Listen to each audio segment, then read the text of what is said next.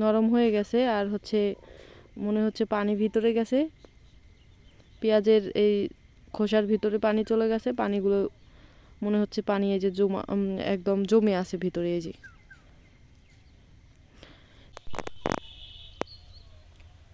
আসসালামু আলাইকুম, শুভ সকাল বন্ধুরা।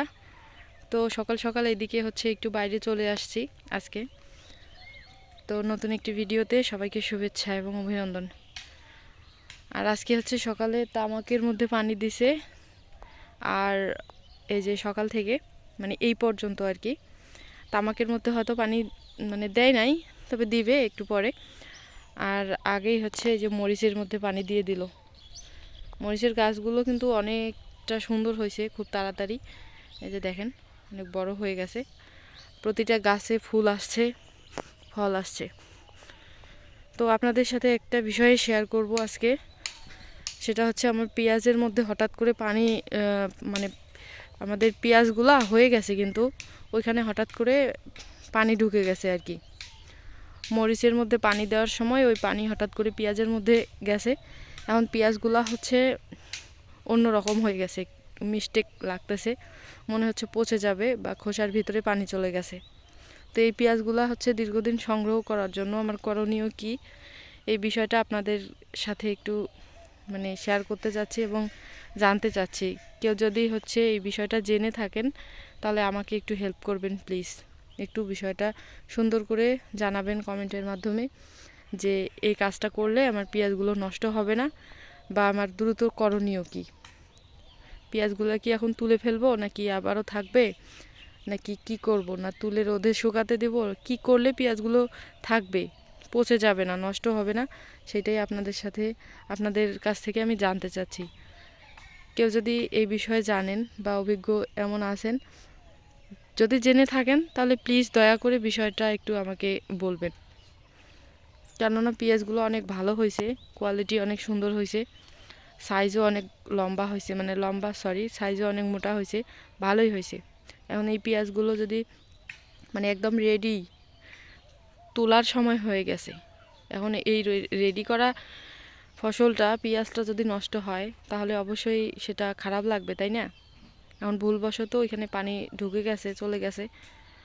যাই হোক, যেটা হওয়ার হয়ে গেছে, এখন করণীয় কি সেটাই আর কি আপনাদের কাছ থেকে জানতে চাচ্ছি।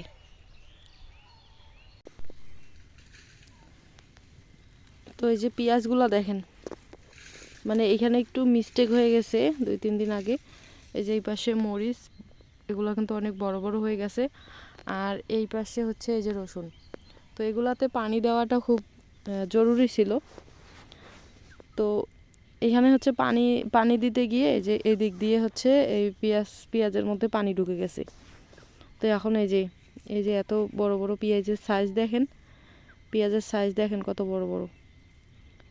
তো এখন হচ্ছে এই একটু ডিস্টার্ব লাগতেছে, এই যে নরম নরম লাগতেছে, এই যে এখন সন্দেহে আছি যে এই যে পেঁয়াজগুলা এখন টিকতেছে কিনা, আল্লাহ মাবুতে জানে। এত সুন্দর পেঁয়াজগুলো, এই যে দেখেন নরম হয়ে গেছে আর হচ্ছে মনে হচ্ছে পানি ভিতরে গেছে, পেঁয়াজের এই খোসার ভিতরে পানি চলে গেছে, পানিগুলো মনে হচ্ছে পানি এই যে জমা একদম জমে আছে ভিতরে। এই যে এখন কি হবে বলেন দেখি। এত বড় বড় পেঁয়াজের সাইজ দেখেন তো, কত বড় বড় পেঁয়াজের সাইজ, কত বড় বড় পেঁয়াজের সাইজ। এখন এই পেঁয়াজগুলা হবে কি, অনেকগুলা। আবার উপর থেকে এই যে এই গাছগুলো ভেঙে দিছে, ওইটা একটা সমস্যা। ওইভাবে দিলে নাকি পেঁয়াজ মোটা হয় আরও। আবার ফিরে যে পানি ঢুকছে।